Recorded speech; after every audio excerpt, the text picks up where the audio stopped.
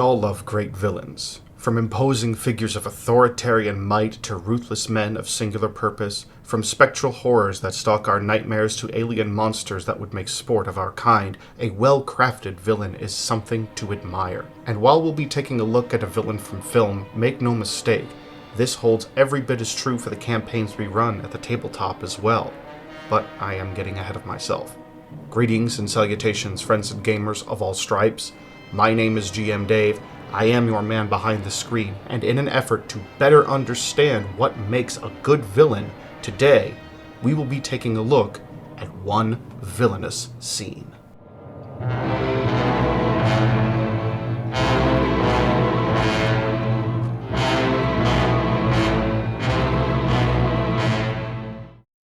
When I learned of Nando v Movie's One Villainous Scene essay and the open floor he provided for other content creators to pitch their own ideas, my mind raced.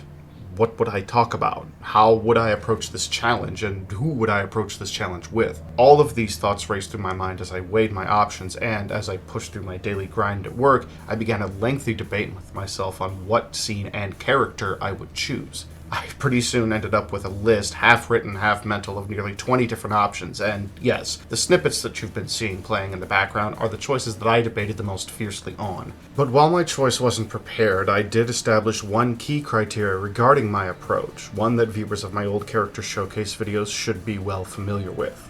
No matter what scene I chose, it must have lessons within it applicable to tabletop role-playing.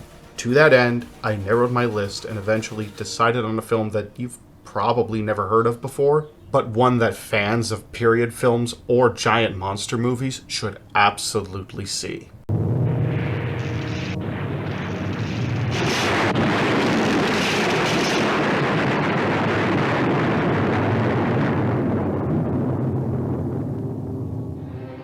This, friends and gamers, is Daimajin, a 1966 Japanese daikaiju film by Daiei Filmworks, the former rival studio to Toho Co., the home studio of the most famous giant monster in the world, the king of the monsters himself, Godzilla. However, despite existing at the height of the campy Showa era of Japanese monster movies, the time period most famed in the West for mimetic moments like Godzilla's famous drop kick or Gamera's gymnast backflips, Daimajin is far from your typical giant monster flick. Set in a remote village in feudal Japan, the film centers on the children of the Hanabusa clan, Tadafuda and his sister Kozase, as they're forced to flee their home when their parents are murdered in a coup led by the traitorous Samanosuke. Under the watchful eye of their loyal samurai protector Kogenta, and with the help of Kogenta's aunt Tsunogu, the priestess of the local village, the siblings are taken high into the mountains, which is believed to be the home of their wrathful deity, the titular Daimajin, where they hide out for the next 10 years. The moody introduction of this film instills a dark and serious atmosphere that exists throughout, setting it apart from the campier and more child-friendly contemporaries of its day.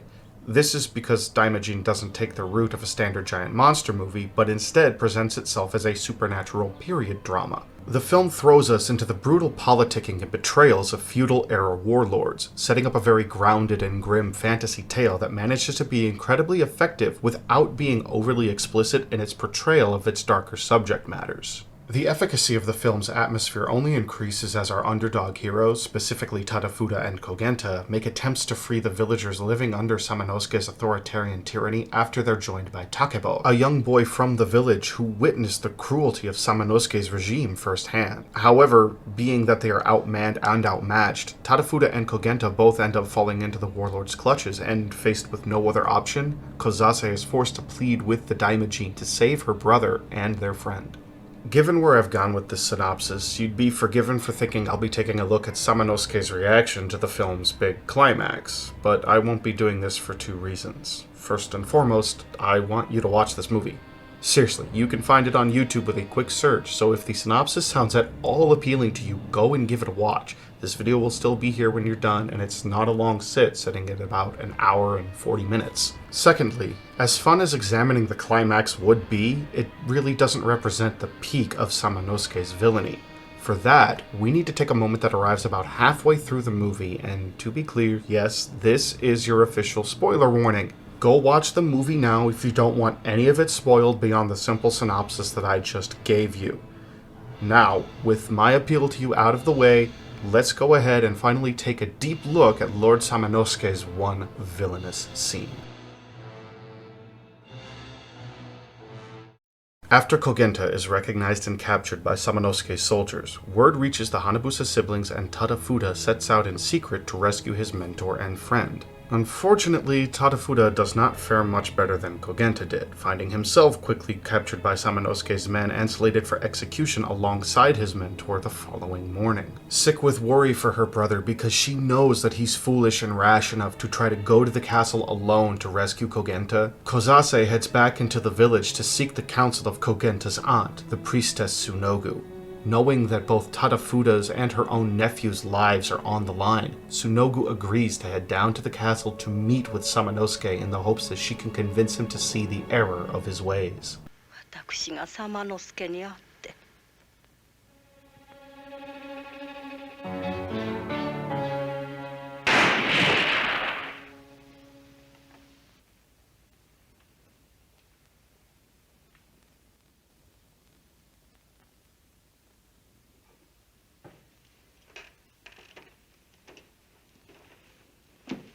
このわしにぜひ話したいこととは何だ。あなたは山の封じ込めの神にまつわる言い伝えをご存知でございましょう。言い伝えだと？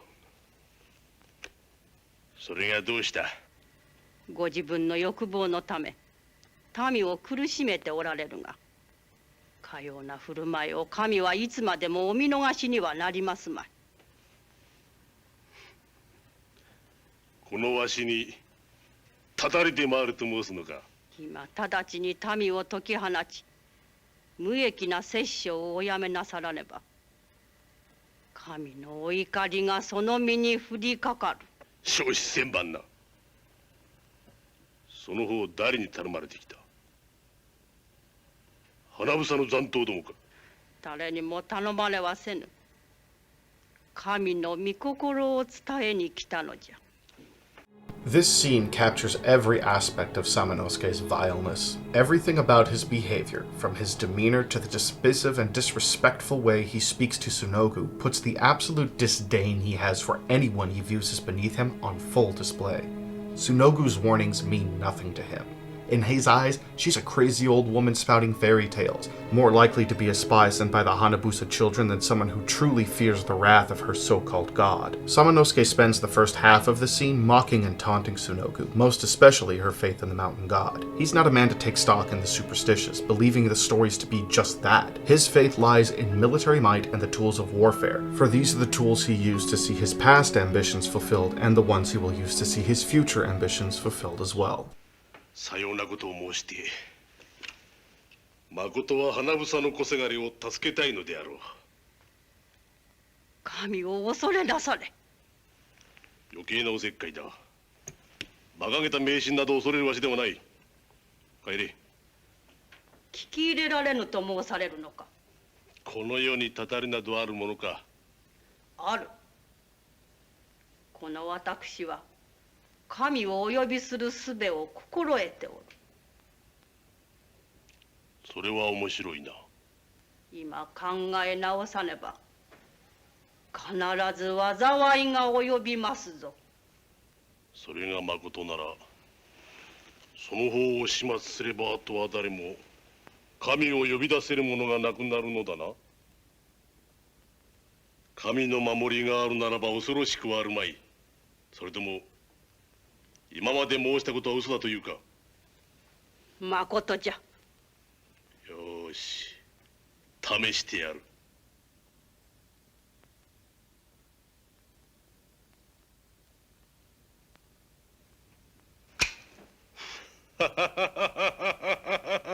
弾は込めておらん。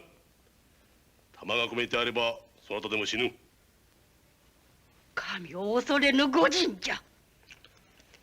伝えによると、山の魔人を封じ込め、その守り神として武人が岩に掘られてあるというがまことか。その神こそ我らが使える神じゃ。その武人像をわしが壊したらどうなる？恐ろしいこと。As their exchange draws on, Samanosuke's patience starts to wear thin, but he's ever the opportunist. He could kill Tsunogu here and now, thereby removing a source of hope and resolve for the villagers he enslaved. Instead, he chooses to remain patient and humors Tsunogu just a little bit longer. There's still information he wants, confirmation of the warrior statue believed to house the mountain god's spirit. It's well known to him that the statue is an important religious icon to the villagers he subjugated, and one that the Hanafuda clan respected as well. To his mind, finding and destroying the statue, coupled with the executions of Tadafumi and Kogenta, is the perfect means to break whatever spirit remains in the villagers' hearts and snuff out any lingering thoughts of rebellion in the process. 花房の者も領民どももただその像一つを心の頼りに結ばれておる。その像を壊せば奴らはよりどころを失う。お壊しなさるのか。それに仕えるお前もだ。立たれるものならば立たって。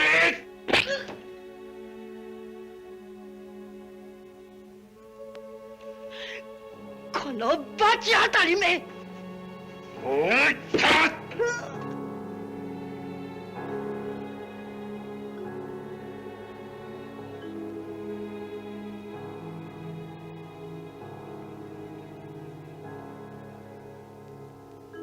神をないがしろにできるものならしてみよ。山の守り神を壊せば恐ろしい大魔人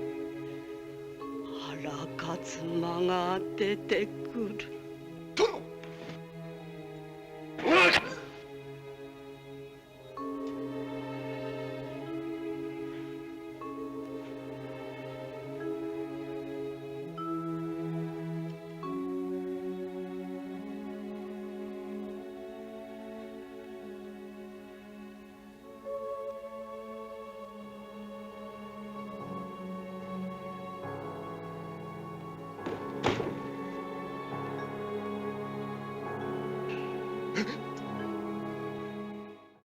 It's not until Tsunogu finally voices her shock at this revelation that Samanosuke is spurred to act. He taunts her again before attacking her, a shallow cut across her shoulder.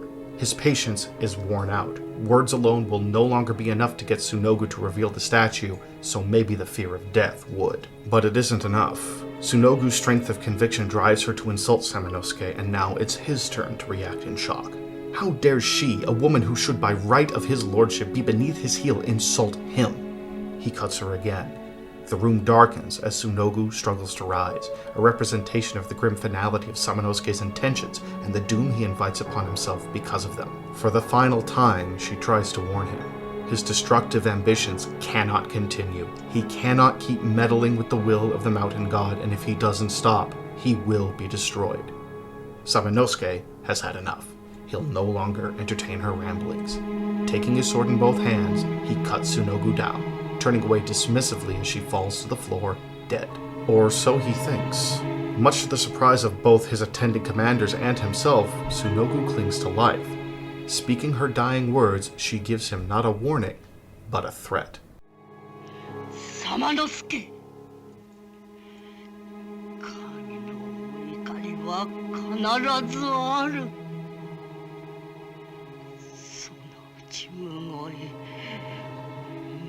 ごい死にざまをさらすぞ。死にざまを。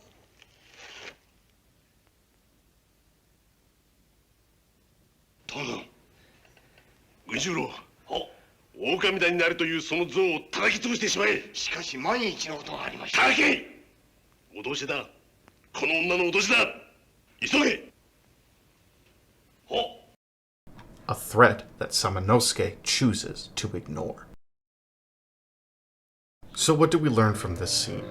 Quite a lot, really, both in terms of Samanosuke's character and lessons that we can apply to the villains we present in our tabletop games. But for the sake of those who are only here to examine the scene, let's take a look at Samanosuke's character first. From start to finish, Daimajin defines the character of Samanosuke through his ambitions.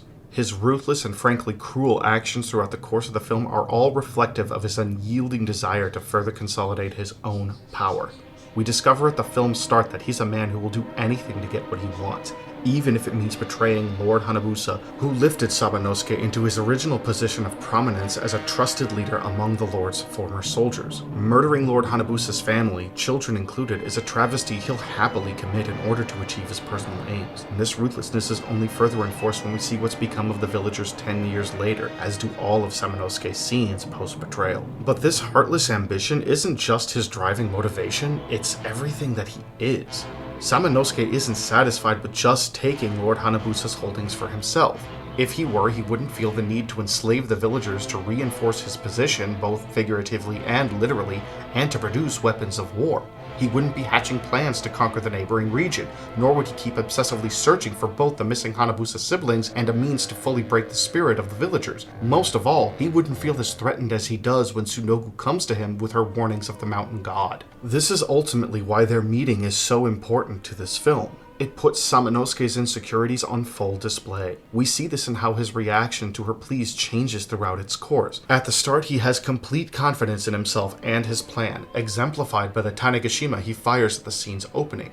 This is a tangible tool, a weapon of war crafted by the hands of men. This is a physical object he chooses to place his faith in because he knows full well the killing power it possesses. It's the threat of that power which has kept the villagers in line, and yet it fails him with Tsunogu, who steadfastly continues to defy him even though they both know she'd be dead if the gun had been loaded when he pulled the trigger again later in the scene. This eventually pushes him over the edge, not because of her defiance in and of itself, but because of the reason she continues to defy him. Her faith in the mountain god represents a power that's greater than his own, one that he lacks the ability to keep in check. It is a similar faith in the Hanabusa children that continues to drive the escaped villagers or whatever remaining soldiers are still loyal to the former clan to defy him as well. Unlike the weapons of war and tools of subjugation that he leans on so heavily, Samanosuke can't exert direct control over an intangible concept like faith. The best that he can do is to destroy its representative symbols, Tanafuda in the case of the old clan, and the warrior statue in the case of the mountain god. And, of course, Tsunogu herself, who fills this role via her position as the priestess of the mountain god. Let's look again at Samanosuke's reaction when he finally strikes Tsunogu down. Before she even falls, he turns his back to her. He doesn't even bother to confirm for himself that the cut across the torso was enough to kill her. He's just that confident in his sword's killing capacity. More importantly, this act is the physical representation of Samanosuke's disrespect for Tsunogu's faith. To him, the Daimajin really is nothing more than a fairy tale, and Tsunogu's warnings just aren't worthy of his attention despite how her defiance got under his skin. Clearly, this doesn't go well for him, as within mere seconds of her hitting the floor, his attention is ripped back to her by his guard's shock at the fact that she's still alive. Then, after Tsunogu uses her dying breath to threaten him with death at the hands of the Daimajin's wrath, we finally complete the picture of Samanosuke. Despite his disbeliefs in spirits and the supernatural, despite his prior surety of the strength of his arms and army, his immediate reaction upon Tsunogu's death is to commit his right-hand man to finding the warrior statue in the mountains and destroying it. Tsunogu's willingness to die for her faith in the mountain god has so shaken Samanosuke, a man who's been able to crush every form of defiance he's faced to that point, that he won't even begin to hear the protestations of his other man. Whether the Daimajin is real or not, the warrior statue in the mountains is a threat to his position of power, and he can't permit that. Of course, those of us who've watched the movie in full do come to realize that, yes, the Daimajin very much is real in this world, and once awakened, it wastes no time in exacting some brutal and wildly entertaining vengeance on Samanosuke and the soldiers in his employ. Though exactly what that entails, I won't spoil for you here, just in case someone was fool enough to watch to this point without going to watch the movie first. But with the explanation of Samanosuke's character completed, this effectively marks the end of the video for those of you who were only here to see the breakdown of the scene. If you'd like to stick around to see how us GMs and DMs of your favorite tabletop role-playing games can use the example of Samanosuke to improve our villains, you're more than free to stick around.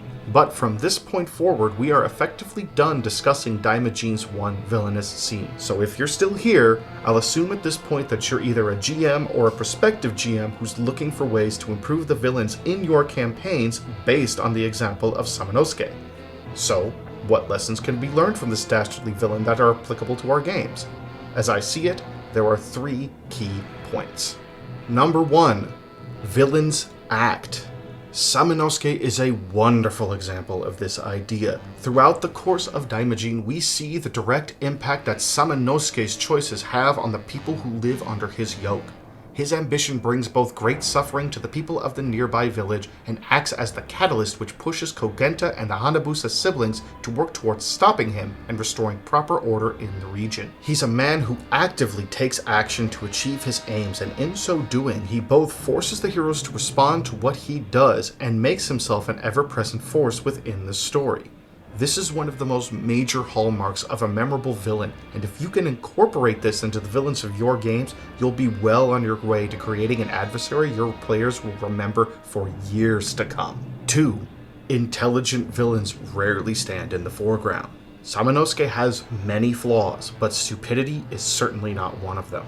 His arrogance and insecurities do lead him to take 1 or 2 short-sighted actions that ultimately lead to his downfall, but it cannot be said that he's incompetent. After all, look at all he accomplishes throughout the course of the film. He overthrows Lord Hanabusa, subjugates the local villagers, constructs a defensible fortress, fields and arms a sizable army, and manages to capture and nearly kill the legitimate heir of the lord he overthrew. Samanosuke takes part in just about everything that happens in the story, but rarely does he do so directly. He understands that his position is one of leadership and command, something that will be true for most lasting villains in our games. And if you doubt this, bear this in mind. Your players will be willing to accept a combat encounter where your main antagonist makes an escape once or twice across a campaign, but the more that happens, the more they're going to feel cheated and the cheaper your villain is going to become. So play your villain smart. The powerful and intelligent ones will have resources at their disposal. Use them. And number 3, have fun with it. Samanosuke falls into the realms of one of those villains that's an absolute joy to hate because the actor playing him, Ryotaro Gomi, is clearly having fun doing so, and you should be too. Get into it with your villains. Play up being sinister. Get descriptive with the wicked things they do, although within reason, because not all groups are going to be able to handle the full-blown descriptions of body horror or similar aspects of villainy the way my groups do, so keep that in mind also. Just remember, we're not here to make high art. We're here to make fun and memorable gaming experiences. So make like Daimajin, break down those walls, and have fun playing your bad guys. And that's all I have for you today, friends and gamers of all stripes. I'd like to thank you all for sticking with me to this point. It's been far too long since I made a video like this, and far too fun not to do so again, so expect to see more content along this vein from me in the future. But until then, please remember to like the video if you enjoyed it, subscribe if you'd like to see more, and open up the description box below to follow my social media presences. Minds.com in particular is the best place to follow me, as that is where I back up the majority of my content. While you're down there, you'll also find a webtoon link to Phoenix Rising, the monthly fantasy adventure webcomic I write alongside my good friend, Hair Illustrations. If the idea of a classic fantasy adventure story with a touch of comedy and intrigue and a whole lot of heart appeals to you, please give it a read. Today in particular is a very good day to get started since we just uploaded our latest episode this last Sunday. And with all of that now said and done, friends and gamers of all stripes, thanks you once again for joining me today, and remember, in the world of tabletop gamings, you don't want to just sit back and watch, but get in there and game. Have a good one.